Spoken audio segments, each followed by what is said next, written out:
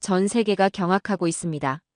구형 장비에 삼성의 메모리 혁신을 얹었을 뿐인데 엔비디아의 최신 플래그십이 휘청였습니다. AI 시대에 더 빠르게만 외치던 강대국의 공식은 왜 한국의 기술 앞에서 박살났을까요? 지금 한국의 압도적 저력이 세계 표준이 되는 순간을 확인하겠습니다. 시작 전 구독, 좋아요와 함께 어디서 보고 계신지 댓글로 남겨주시면 더욱 재밌는 사연으로 보답해드리겠습니다. 큰 힘이 됩니다. 감사합니다. 제 이름은 앨런 카터입니다. 미국 실리콘밸리 엔비디아의 수석 GPU 아키텍트로 일하고 있죠.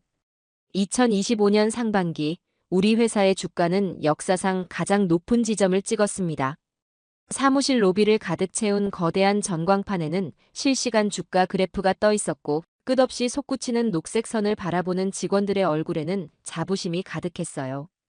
복도를 지나갈 때마다 들려오는 환호성과 축하 인사들 속에서 저는 이 모든 것이 제 손끝에서 탄생한 결과물이라는 사실에 뿌듯함을 느꼈습니다. 블랙웰이라는 이름의 GPU는 전 세계 AI 시장의 90%를 우리 손아귀에 쥐어주었고 구글부터 메타까지 모든 빅테크 기업들이 우리 제품을 손에 넣기 위해 줄을 서서 기다리는 형국이었습니다. 회의실 창밖으로 펼쳐진 캘리포니아의 찬란한 햇살을 바라보며 저는 제 앞날도 저 하늘처럼 끝없이 밝을 거라 확신했어요. 그날도 회의실은 여느 때처럼 진지한 열기로 가득했습니다. 20명 가까운 엔지니어들이 둥근 테이블에 빼곡히 둘러앉아 각자 노트북 화면에 띄운 설계도와 시뮬레이션 데이터를 놓고 열띤 토론을 벌이고 있었어요. 키보드 두드리는 소리와 낮게 속삭이는 목소리들이 뒤섞여 마치 정교한 기계가 돌아가는 듯한 소음을 만들어냈습니다. 저는 테이블 한쪽 끝 가죽 의자에 편하게 몸을 기댄 채 그들의 이야기를 듣는 둥 마는 둥 하고 있었습니다. 사실 제 머릿속엔 이미 답이 정해져 있었으니까요. 더 크고 더 강하고 더 빠른 프로세서를 만들면 그만이었습니다. 그것이 제가 지난 15년간 한치의 오차도 없이 증명해온 승리의 공식이었으니까요. 한 젊은 엔지니어가 조심스럽게 손을 들었습니다. 그의 얼굴엔 긴장감이 역력했어요. 메모리와 프로세서 사이의 병목 현상에 대해 우려를 표하고 싶다는 내용이었습니다. 아무리 프로세서가 빨라져도 데이터를 가져오는 속도가 따라주지 못하면 의미가 없다는 그런 이야기였어요. 그의 목소리는 떨렸고 손에 쥔 레이저 포인터는 불안하게 흔들렸습니다. 저는 그의 말이 채 끝나기도 전에 손을 휘저으며 입을 열었습니다. 느려 터진 도로 탓하지 말고 더 빠른 자동차를 만들 생각이나 하라고 저는 그렇게 쏘아붙였어요. 회의실은 순간 얼어붙은 듯 정적에 휩싸였고 그 엔지니어는 고개를 푹 숙인 채 더 이상 입을 열지 않았습니다. 주변의 동료들도 시선을 피하며 각자의 화면만 응시했어요. 저는 그날 저녁 사무실에 홀로 남아 차기 프로젝트인 블랙엘 울트라의 시뮬레이션 결과를 들여다보았습니다. 커다란 듀얼 모니터를 가득 채운 숫자들과 그래프들은 제 기대와는 사뭇 다른 이야기를 하고 있었어요. 성능 향상은 고작 몇 %에 불과했고 전력 소모량과 발열 수치는 위험 수준에 육박해 있었습니다. 빨간색으로 표시된 경고 메시지가 화면 곳곳에 깜빡이고 있었어요. 저는 마우스를 꽉 쥔 채 그 숫자들을 노려보았습니다. 뭔가 근본적으로 잘못됐다는 생각이 머릿속을 스쳤지만 저는 그 불편한 진실을 애써 밀어냈습니다. 단지 최적화가 덜 됐을 뿐이라고 조금 더 시간을 들이면 분명 답이 나올 거라고 스스로를 다독였어요. 그때 우연히 책상 서랍을 열게 되었습니다. 먼지가 수북이 쌓인 서류 더미 사이에서 낡은 보고서 한 권이 눈에 들어왔어요.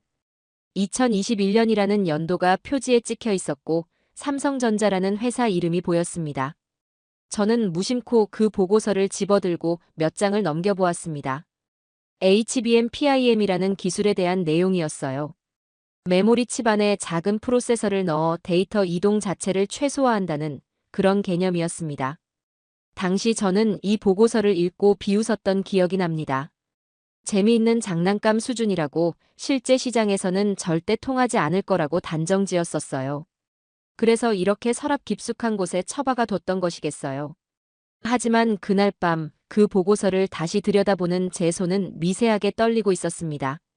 보고서 속 다이어그램과 성능 예측, 그래프들이 제가 방금 전까지 고민하던 블랙엘 울트라의 문제점과 묘하게 겹쳐 보였기 때문이에요. 특히 전력 효율성과 데이터 병목 해소에 관한 부분은 마치 제가 지금 직면한 난제의 해답을 미리 써놓은 듯 했습니다. 제 이마에는 식은땀이 맺혔고 목구멍이 바짝 타들어가는 느낌이었어요. 저는 보고서를 황급히 덮고 서랍에 다시 밀어 넣었습니다.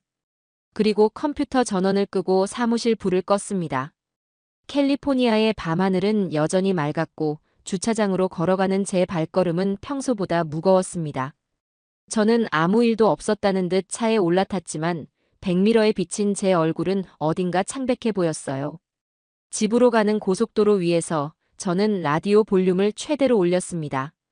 하지만 그 요란한 음악 소리도 제 머릿속 한 구석에 박힌 그 낡은 보고서의 이미지를 지워내지는 못했습니다. 4년 전 제가 무시했던 그 기술이 지금 제 발목을 붙잡고 있다는 불길한 예감을 떨쳐낼 수 없었어요.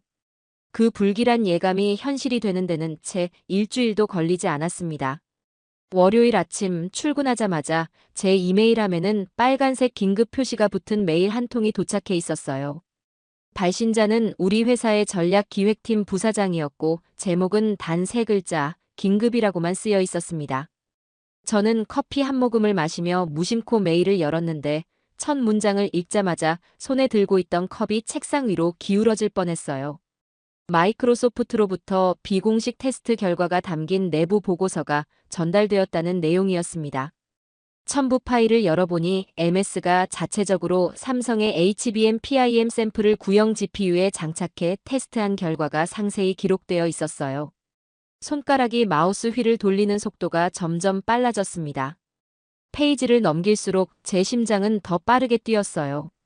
특정 AI 연산 작업에서 전력 대비 성능, 즉 전성비가 우리의 최신 블랙엘보다 30% 이상 우수하다는 수치가 눈에 들어왔습니다.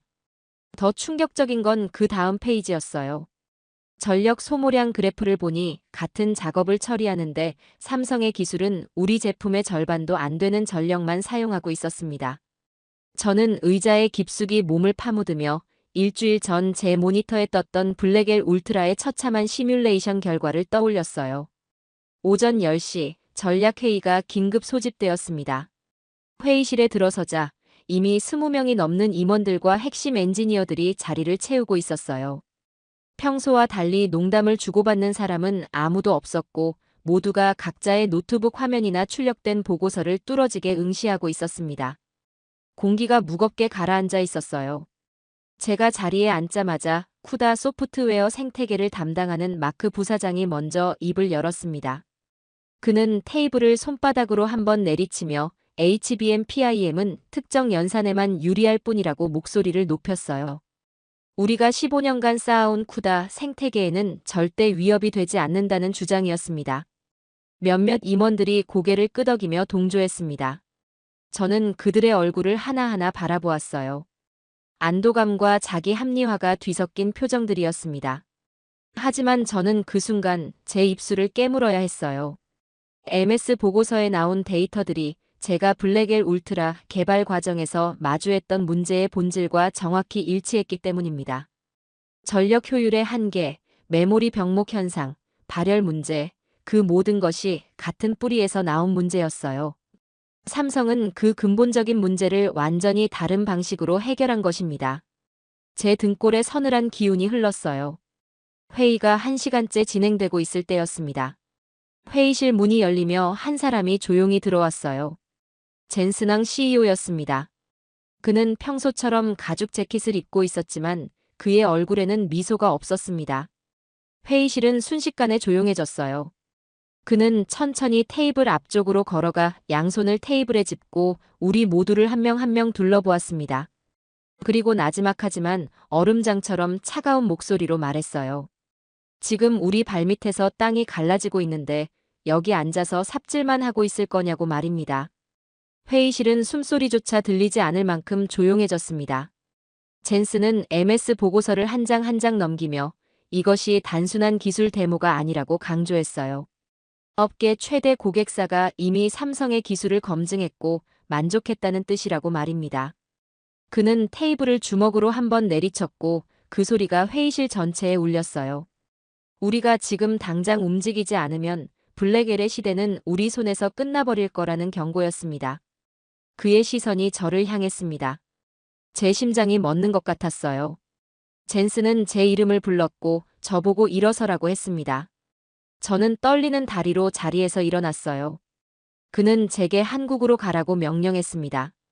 하청업체라고 무시했던 삼성의 실체를 직접 확인하고 그들의 기술을 배우든 약점을 찾아내든 답을 가지고 돌아오라는 지시였어요. 블랙엘의 시대가 저물기 전에 말입니다. 저는 그저 고개를 끄덕일 수밖에 없었습니다. 회의가 끝나고 사무실로 돌아오는 복도는 마치 끝없이 길게 느껴졌습니다. 제 머릿속은 복잡했어요. 한편으로는 삼성의 기술이 정말로 우리를 위협할 만큼 뛰어난지 의심스러웠고, 다른 한편으로는 MS 보고서의 냉정한 숫자들이 제 의심을 조롱하는 것 같았습니다. 사무실 문을 닫고 의자에 앉아 저는 창밖을 바라보았어요.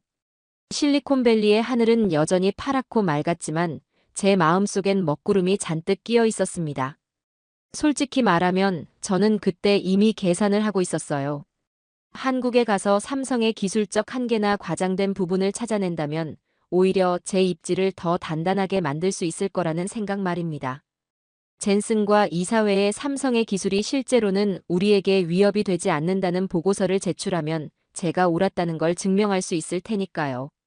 그렇게 되면 블랙엘 울트라 프로젝트도 다시 탄력을 받을 수 있을 거라고 저는 속으로 계산하고 있었습니다. 저는 여전히 제 방식이 옳다고 믿고 싶었어요. 하지만 책상 서랍 속 깊은 곳에 처박아둔 그 낡은 보고서의 존재가 제 확신의 모서리를 계속해서 흔들어 놓고 있었습니다. 사흘 후, 저는 인천공항 입국장을 빠져나오고 있었습니다.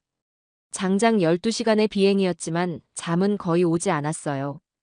기내에서 저는 노트북을 펼쳐놓고 삼성전자에 대한 자료들을 훑어보며 시간을 보냈습니다. 사실 자료를 읽는다기보다는 제가 찾아낼 약점들의 목록을 머릿속으로 정리하고 있었다고 하는 게 맞을 겁니다. 메모리 회사가 프로세서 영역에 발을 들이는 건 무리수라고, 소프트웨어 생태계가 없으면 결국 한계에 부딪힐 거라고 저는 그런 논리들을 계속 되뇌고 있었어요. 입국장을 나서자 삼성 측에서 보낸 차량이 저를 기다리고 있었습니다. 검은색 대형 세단이었고 운전기사는 정중하게 인사를 건넸어요. 차는 고속도로를 달렸고 창밖으로는 낯선 풍경들이 스쳐 지나갔습니다. 고층 아파트들이 빼곡히 들어선 모습, 한글로 가득한 간판들, 우리와는 다른 차량 번호판의 형태까지 모든 것이 낯설었어요. 하지만 저는 그 풍경들을 관심 있게 바라보지 않았습니다. 그저 창문에 기댄 채 몇 시간 후면 시작될 미팅을 머릿속으로 시뮬레이션하고 있었어요. 1시간쯤 달렸을까요? 차는 거대한 건물들이 모여있는 단지 입구에 멈춰 섰습니다. 수원 삼성 디지털 시티라는 표지판이 보였어요. 정문을 지나 안으로 들어서자 제 눈앞에는 상상했던 것보다 훨씬 거대한 규모의 건물들이 펼쳐져 있었습니다. 유리와 강철로 이루어진 현대적인 외관의 빌딩들이 줄지어 서 있었고 그 사이사이로 수많은 사람들이 분주하게 오가고 있었어요. 저는 차창 밖을 무심히 바라보며 속으로 생각했습니다. 결국 공장이네, 메모리나 대량으로 찍어내는 노동자들이 모여있는 곳일 뿐이라고 말입니다. 제 입가에는 비웃음이 스쳤어요. 차가 한 건물 앞에 멈춰 섰고 저는 안내를 받아 로비로 들어갔습니다. 로비는 생각보다 세련되게 꾸며져 있었지만 저는 여전히 무덤덤한 표정을 유지했어요. 방문증을 목에 걸고 엘리베이터를 타고 올라가는 동안 저는 제 시계를 힐끗 보았습니다. 미팅 시간까지 10분 남았어요. 엘리베이터 문이 열리고 복도를 따라 안내받은 회의실 앞에 도착했습니다. 문을 열고 들어서자 한 여성이 테이블 앞에 서서 저를 기다리고 있었습니다. 그녀는 30대 중반쯤으로 보였고 검은색 정장 차림의 단정한 인상이었어요. 그녀가 먼저 손을 내밀며 자신을 소개했습니다. 박서연, 삼성전자 DS 부문 HBM PIM 및 마하1 프로젝트 핵심 책임 연구원이라고 했어요. 저는 그녀의 손을 짧게 잡으며 제 이름을 밝혔습니다. 그녀의 악수는 생각보다 힘이 있었고 눈빛은 차분하면서도 날카로웠어요. 우리는 테이블을 사이에 두고 마주 앉았습니다. 저는 일부러 가방에서 노트북을 천천히 꺼내 테이블 위에 올려놓으며 그녀를 바라보았어요. 그리고 미소 한 점 없이 입을 열었습니다. 저는 당신들의 PIM 기술이 특정 벤치마크에서만 우수한 수치를 보인다는 걸 증명하러 왔다고 그렇게 말했습니다. 실제 산업 현장에서는 범용성이 떨어질 거라는 의견도 덧붙였어요. 제 목소리에는 의도적으로 도발의 뉘앙스를 담았습니다. 그녀의 반응을 떠보고 싶었거든요. 하지만 박서연은 눈썹 하나 까딱하지 않았습니다. 그녀는 잠시 저를 바라보더니 차분한 목소리로 대답했어요. 백문이 불여일견이라는 말씀을 드리고 싶네요.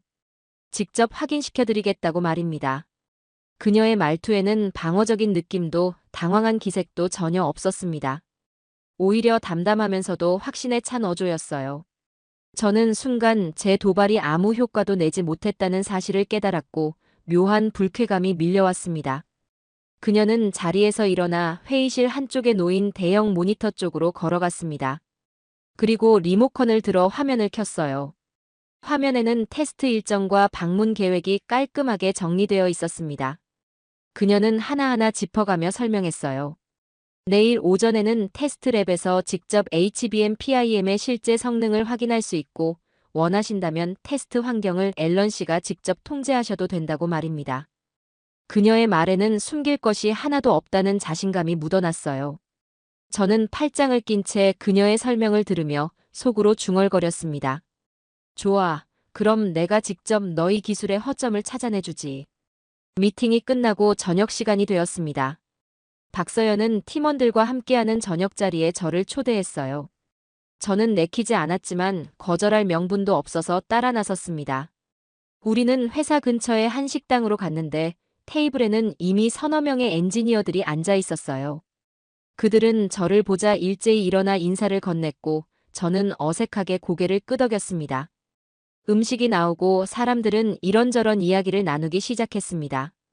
그런데 저는 그들의 대화를 들으며 묘한 이질감을 느꼈어요. 우리라는 단어가 유난히 자주 들렸습니다. 우리 팀이 이번 프로젝트에서 우리가 함께 해결한 문제가 우리 모두의 노력 덕분에 그런 식의 표현들이 계속 반복되었어요. 실리콘밸리에서는 거의 듣지 못하던 방식이었습니다. 거기서는 누가 그 아이디어를 냈는지, 누가 그 문제를 해결했는지가 중요했거든요. 개인의 천재성이 모든 것을 결정하는 곳이었어요. 하지만 이곳은 달랐습니다. 그들은 팀의 성과를 이야기할 때 특정 개인을 부각시키지 않았어요. 오히려 함께 일하는 과정 자체를 강조했습니다. 한 엔지니어가 말했어요.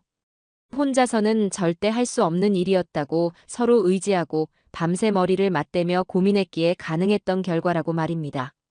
저는 그 말을 듣며 어쩌면 삼성의 힘이 어디서 나오는지 어렴풋이 짐작하게 되었어요. 이들은 혼자 뛰어난 한 사람을 키우는 게 아니라 함께 나아가는 조직을 만들고 있었습니다. 저녁자리가 끝나고 호텔로 돌아오는 길, 저는 창밖을 바라보며 생각에 잠겼습니다. 내일이면 테스트랩에서 그들의 기술을 직접 확인하게 될 겁니다.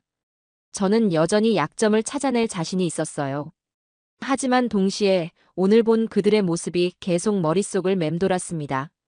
박서연의 흔들림 없는 눈빛, 팀원들이 자연스럽게 나누던 우리라는 단어, 그 모든 것이 제 확신의 가장자리를 조금씩 흔들어 놓고 있었어요. 다음 날 아침, 저는 호텔 식당에서 커피 한 잔으로 아침을 대신했습니다. 사실 식욕이 없었어요.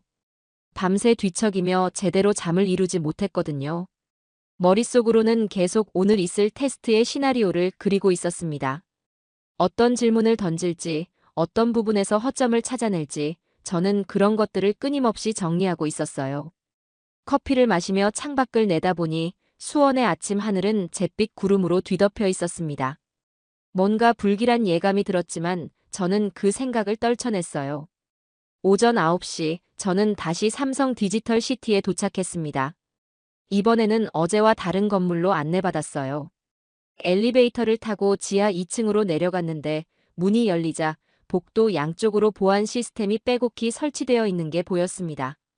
출입증을 2번이나 인증해야 했고 마지막 문을 열기 전에는 지문까지 스캔했어요. 저는 속으로 생각했습니다. 보안이 철저하네, 숨길 게 많은 모양이라고 말이에요. 마지막 문이 열리고 안으로 들어서자 제 눈앞에는 거대한 테스트랩이 펼쳐졌습니다. 천장까지 닿을 듯한 서버렉들이 줄지어 서 있었고 그 사이사이로 수많은 케이블들이 뱀처럼 얽혀 있었어요. 형광등 불빛 아래서 장비들이 내는 희미한 소음이 공간을 가득 채우고 있었습니다. 박서연이 이미 그곳에서 저를 기다리고 있었어요. 그녀 옆에는 2명의 엔지니어가 노트북을 들고 서 있었습니다. 박서연이 저를 맞이하며 말했습니다. 오늘 보실 테스트는 MS에서 진행했던 것과 동일한 조건이라고 원하신다면 앨런 씨가 직접 테스트 파라미터를 설정하셔도 된다고 했어요. 저는 고개를 끄덕이며 앞으로 걸어갔습니다. 좋아, 그럼 내 방식대로 해보지. 저는 속으로 그렇게 다짐했어요. 저는 엔지니어에게 노트북을 건네받아 테스트 환경을 직접 점검하기 시작했습니다. 데이터셋 크기, 연산 알고리즘, 측정 방식까지 하나하나 꼼꼼히 확인했어요.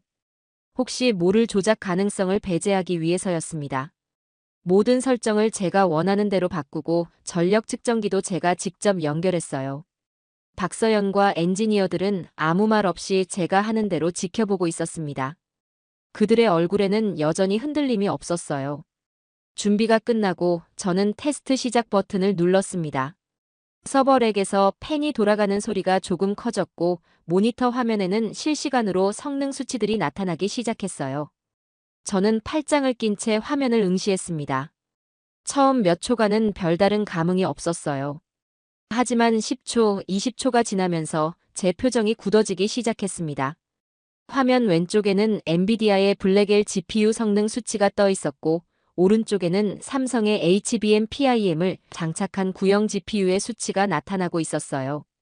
같은 AI 추론 작업을 처리하는데 오른쪽 수치가 왼쪽보다 처리 속도는 비슷하면서도 전력 소모량은 현저히 낮았습니다.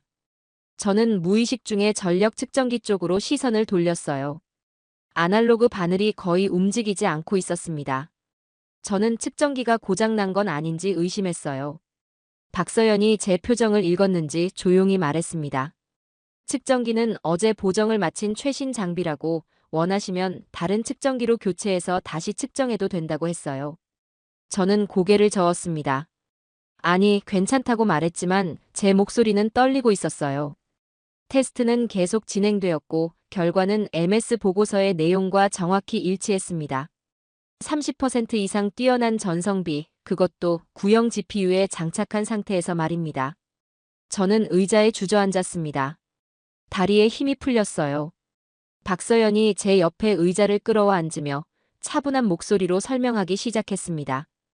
그녀는 어려운 기술 용어 대신 비유를 들어 설명했어요. 미국은 더 넓은 고속도로를 짓는데 집중했다고 데이터가 프로세서와 메모리 사이를 더 빨리 오갈 수 있도록 대역폭을 넓히는 방식이었다고 말입니다. 하지만 삼성은 다르게 접근했다고 했어요. 그녀는 이렇게 비유했습니다. 각 가정집, 그러니까 메모리 안에 작은 마트를 만들었다고 했어요.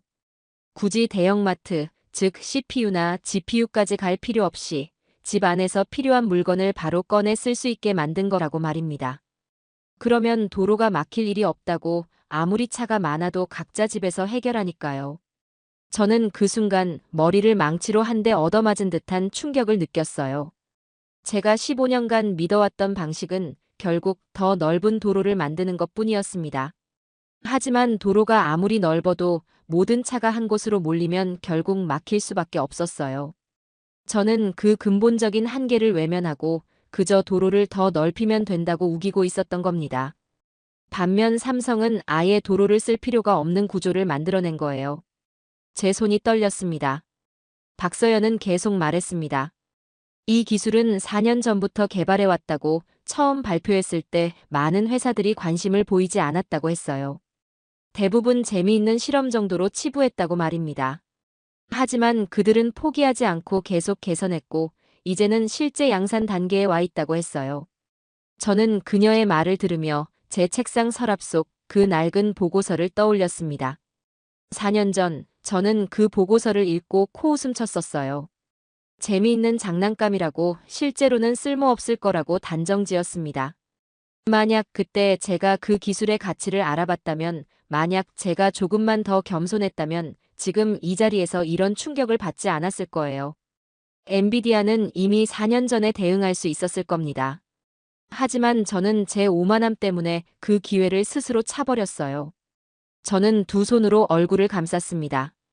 테스트랩의 차가운 공기가 제 뺨을 스쳤지만 제 안은 뜨겁게 타오르고 있었어요. 후회와 자책, 그리고 인정하고 싶지 않은 패배감이 뒤섞여 제 가슴을 짓눌렀습니다. 박서연은 더 이상 아무 말도 하지 않았어요. 그녀는 그저 조용히 자리에서 일어나 저에게 시간을 주기 위해 멀찌감치 물러나 있었습니다. 저는 고개를 들어 다시 한번 모니터 화면을 바라보았습니다. 숫자들은 여전히 냉정하게 제가 틀렸다고 말하고 있었어요. 한참을 그렇게 앉아 있었습니다. 얼마나 시간이 흘렀는지 모르겠어요.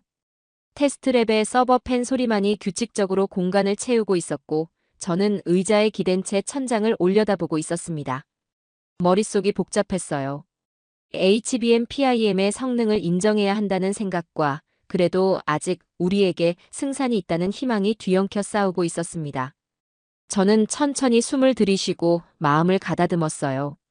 그리고 다시 냉정함을 되찾으려 애썼습니다.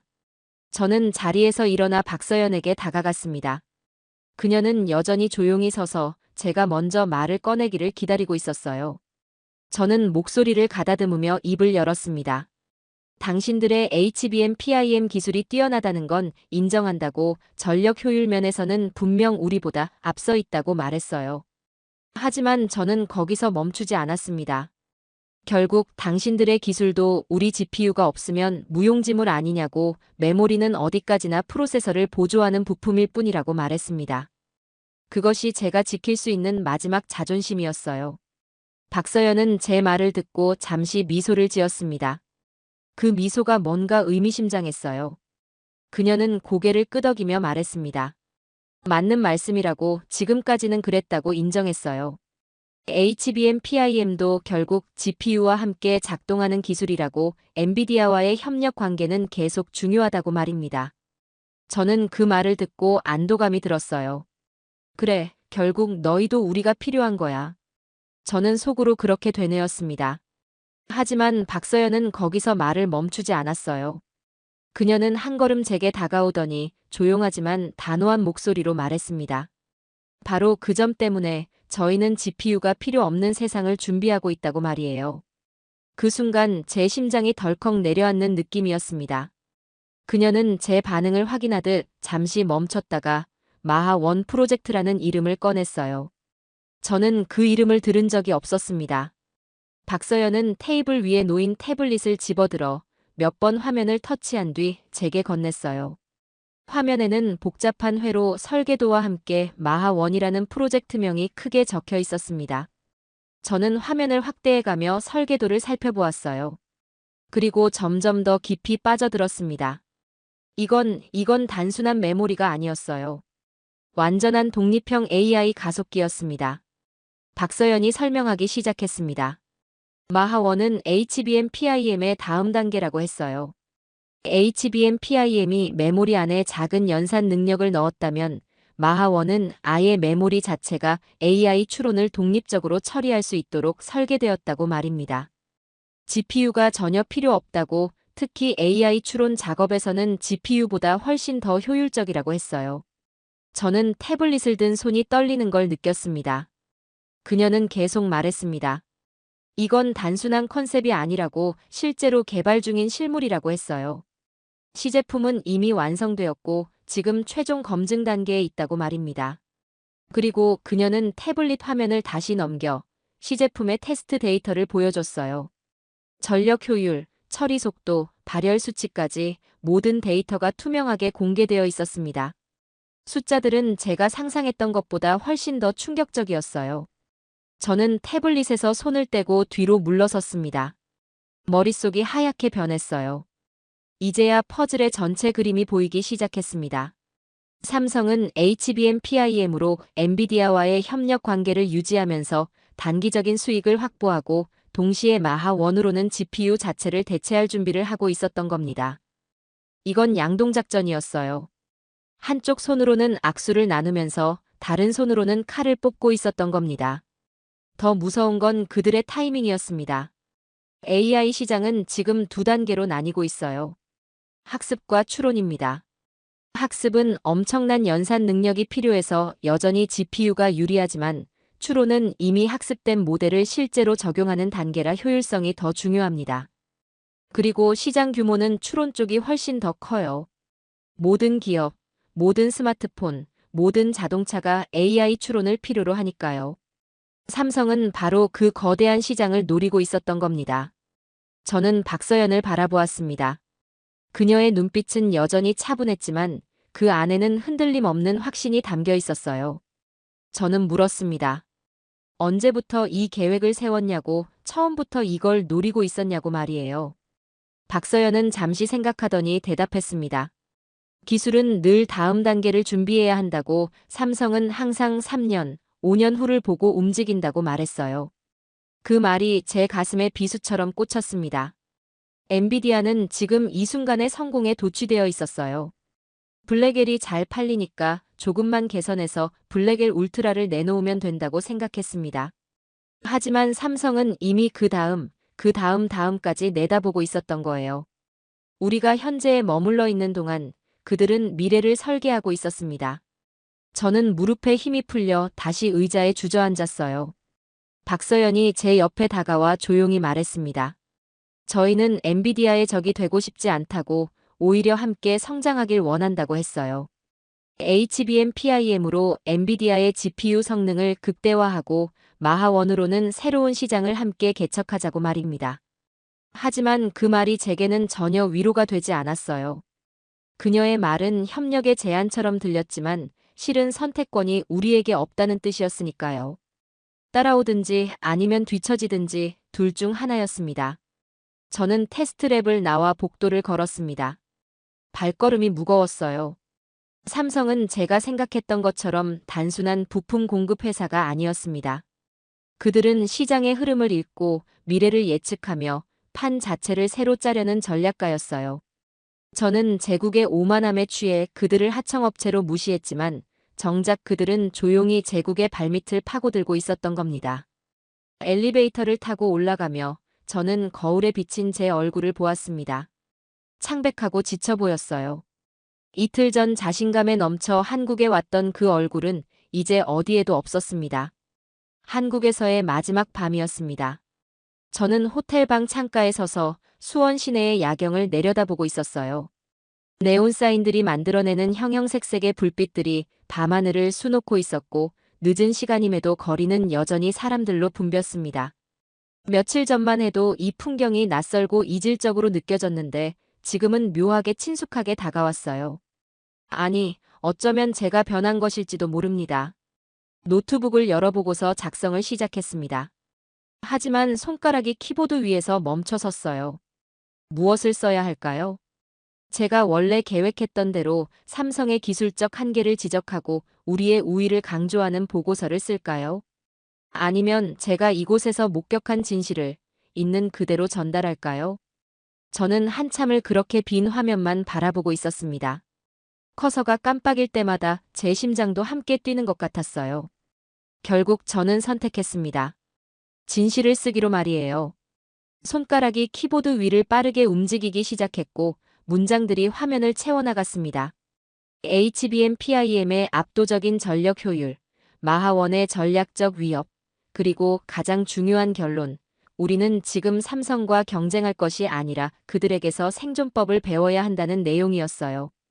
보고서를 다 쓰고 나니 새벽 3시가 넘어 있었습니다. 다음 날 오후, 저는 인천공항행 차에 올랐습니다.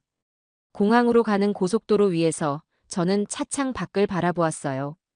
빌딩 숲 사이로 보이는 공사 현장의 크레인들, 강변을 따라 늘어선 아파트 단지들, 그 모든 것이 이 나라의 멈추지 않는 전진을 상징하는 것처럼 느껴졌습니다. 대한민국은 멈춰 있지 않았어요. 그들은 끊임없이 달리고 있었습니다. 샌프란시스코행 비행기에 몸을 실었습니다. 12시간의 긴 비행 동안 저는 거의 잠을 이루지 못했어요. 기내식도 거의 손대지 않았습니다. 머릿속으로는 계속 내일 있을 이사회 보고를 시뮬레이션하고 있었어요. 어떤 반응이 나올까요? 누가 제 편을 들어줄까요? 아니, 누군가는 제 편을 들어주기는 할까요? 불안감이 밀려왔습니다. 샌프란시스코에 도착한 다음 날 아침, 긴급 이사회가 소집되었습니다. 저는 평소보다 1시간 일찍 회사에 도착해 발표 자료를 마지막으로 점검했어요. 손에서 땀이 났습니다. 회의 시간이 되어 이사회실 문을 열고 들어서자 길다란 타원형 테이블 주위로 20명이 넘는 임원들이 앉아 있었어요. 젠슨 왕은 테이블 맨 끝에 앉아 무표정한 얼굴로 저를 바라보고 있었습니다. 저는 단상에 섰습니다. 프로젝터가 켜졌고 제가 준비한 첫 슬라이드가 스크린에 떴어요. 저는 심호흡을 한번 하고 입을 열었습니다. 지금부터 말씀드릴 내용은 우리 회사의 미래와 직결된 사안이라고 편견 없이 들어주시길 부탁한다고 말했어요. 그리고 본론으로 들어갔습니다. HBM-PIM의 성능 데이터를 보여주었습니다. 마하1의 전략적 의미를 설명했어요. 그리고 마지막 슬라이드에서 제 결론을 밝혔습니다. 우리는 블랙엘 울트라 프로젝트를 즉각 중단해야 한다고, 대신 삼성의 철학을 반영한 완전히 새로운 아키텍처 개발에 착수해야 한다고 말입니다. 이사회실은 순간 술렁였어요. 쿠다 소프트웨어 생태계를 담당하는 마크 부사장이 벌떡 일어났습니다. 그는 테이블을 손바닥으로 내리치며 소리쳤어요. 이게 무슨 배신이냐고, 우리가 15년간 쌓아온 쿠다 생태계를 버리자는 거냐고 말입니다. 그의 얼굴은 붉게 상기되어 있었어요. 그는 삼성은 하드웨어만 아는 깡통이라고, 소프트웨어 생태계 없이는 절대 성공할 수 없다고 목소리를 높였습니다. R&D 부문 책임자인 데이빗도 거들었습니다. 그는 제게 직접 물었어요. 며칠 한국 다녀왔다고 우리 회사의 정체성을 부정하는 거냐고. 엔비디아는 프로세서 회사라고 메모리 회사의 흉내를 낼 수는 없다고 말했습니다. 주변의 몇몇 임원들이 고개를 끄덕였어요. 저는 그들의 얼굴을 하나하나 바라보았습니다. 대부분 적대적이거나 냉소적인 표정이었어요. 저는 반박하려 했지만 목소리가 떨렸습니다. 시장은 변하고 있다고, 우리가 변하지 않으면 도태될 거라고 말했어요. 하지만 제 목소리는 이사회실 전체를 가득 채운 반대 의견들 속에서 점점 작아졌습니다. 누군가는 제가 삼성에 매수당한 게 아니냐는 농담까지 던졌어요. 웃음소리가 터져나왔고 저는 주먹을 불끈 쥐었습니다. 젠슨 왕은 끝까지 말이 없었습니다. 그는 팔짱을 낀 채 논쟁을 지켜보고만 있었어요. 회의는 2시간 넘게 이어졌고 결론은 나지 않았습니다. 젠슨은 최종 결정을 일주일 뒤로 미룬다고 선언했어요. 그 일주일 동안 양측 모두 자신들의 주장을 뒷받침할 추가 데이터를 준비하라고 지시했습니다. 회의가 끝나고 사무실로 돌아오는 복도에서 저는 동료들의 차가운 시선을 느꼈습니다. 누군가는 노골적으로 고개를 돌렸고 누군가는 수군거렸어요. 저는 2단아가 되어 있었습니다. 회사의 배신자로 낙인 찍힌 거예요. 사무실 문을 닫고 저는 의자에 깊숙이 몸을 묻었습니다. 무력감이 밀려왔어요. 하지만 동시에 제 안에서 뭔가 타오르기 시작했습니다. 분노였을까요? 아니면 오기였을까요? 저는 그들이 틀렸다는 걸 증명하고 싶었어요. 제가 한국에서 본 것이 환상이 아니라는 것을, 삼성의 철학이 실제로 작동한다는 것을 보여주고 싶었습니다. 저는 제 연구팀 멤버들을 하나씩 불러 모았습니다. 5명의 엔지니어가 제 사무실에 모였어요. 저는 그들에게 한국에서 본 것을 솔직하게 이야기했습니다. 그리고 제안했어요. 우리만의 프로젝트를 시작하자고, 삼성의 기술 철학을 반영한 새로운 아키텍처의 가능성을 증명하자고 말입니다. 프로젝트 이름은 심바이오시스, 공생이라고 지었어요. 팀원들은 망설였습니다. 당연했어요. 회사 전체가 반대하는 프로젝트에 참여한다는 건 자신의 커리어를 거는 일이었으니까요. 하지만 1명, 2명씩 고개를 끄덕이기 시작했습니다. 그들도 블랙엘 울트라의 한계를 느끼고 있었던 거예요. 그들도 변화가 필요하다는 걸 알고 있었습니다. 그날 밤부터 우리는 거의 외부와 단절된 채 시뮬레이션에 몰두했습니다. 사무실 불은 새벽까지 꺼지지 않았어요. 커피와 피자로 끼니를 때우며 우리는 새로운 아키텍처의 가능성을 하나하나 검증해 나갔습니다. 고독한 싸움이었지만 저는 이상하게도 외롭지 않았어요. 제 옆에는 진실을 믿는 동료들이 있었으니까요. 일주일이 흘렀습니다. 그 일주일은 제 인생에서 가장 길고도 짧은 시간이었어요. 낮과 밤의 경계가 사라졌고 사무실과 집을 오가는 것 외에는 아무것도 하지 않았습니다. 팀원들과 저는 마치 세상과 단절된 섬에 갇힌 것처럼 오직 프로젝트 신바이오시스에만 매달렸어요. 시뮬레이션을 돌리고 데이터를 분석하고 또다시 시뮬레이션을 돌렸습니다. 실패도 많았어요. 어떤 날은 밤새 작업한 결과가 완전히 틀렸다는 걸 새벽에 깨닫기도 했습니다. 하지만 우리는 포기하지 않았어요. 그리고 마침내 엿새째 되는 날 새벽 4시 우리는 해냈습니다. 모니터 화면에 떠오른 최종 시뮬레이션 결과를 본 순간 팀원 한 명이 환호성을 질렀어요. 프로세서와 메모리가 공생하는 새로운 아키텍처는 블랙엘 울트라보다 전력 효율이 40% 높으면서도 성능 저하는 거의 없었습니다. 우리는 서로를 껴안으며 기뻐했어요. 그 순간만큼은 세상의 모든 비난과 냉대가 아무것도 아니었습니다. 운명의 날이 밝았습니다. 최종 전략 회의는 오후 2시로 잡혀 있었어요. 저는 아침 일찍 출근해서 발표 자료를 마지막으로 손봤습니다. 손가락이 떨렸지만 이번에는 두려움이 아니라 확신 때문이었어요. 우리가 만들어낸 데이터는 거짓말을 하지 않았습니다. 이번에는 그 누구도 반박할 수 없을 거라고 저는 믿었어요. 오후 2시 다시 이사회실 문을 열고 들어섰습니다. 지난주와 같은 얼굴들이 같은 자리에 앉아 있었어요. 하지만 분위기는 더 차갑게 느껴졌습니다. 마크 부사장은 팔짱을 낀 채 저를 노려보고 있었고 데이빗은 아예 고개도 돌리지 않았어요. 젠슨 왕은 여전히 테이블 맨 끝에 앉아 무표정한 얼굴로 저를 바라보고 있었습니다. 회의가 시작되었습니다. 먼저 블랙엘 울트라 강행안을 주장하는 측에서 발표를 시작했어요. 그들은 준비를 철저히 해왔습니다. 쿠다 생태계의 강점, 기존 고객들과의 관계, 삼성 기술의 한계점을 조목조목 짚어가며 설명했어요. 발표가 끝나자 몇몇 임원들이 박수를 쳤습니다. 저는 가만히 앉아서 그들의 발표를 들었어요. 논리는 탄탄했지만 근본적인 문제를 외면하고 있다는 걸 저는 알고 있었습니다. 제 차례가 되었습니다.